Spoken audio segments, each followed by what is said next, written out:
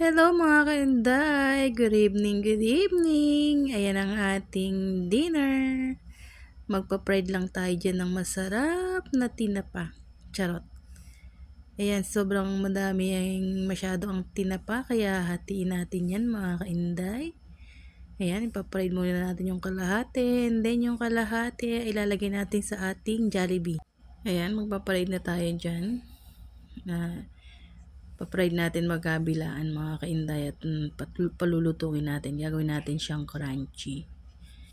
Ayan ang ating masarap na tinapa. Gagawa tayo dyan ng ating sausawan na kamatis with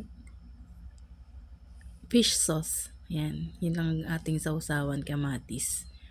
Ayan, mekos tayo sa pagpa-fried. Yan na mga kainday, ang ating fried tinapa. It's so yummy! Ready na tayong kumain. Bye-bye!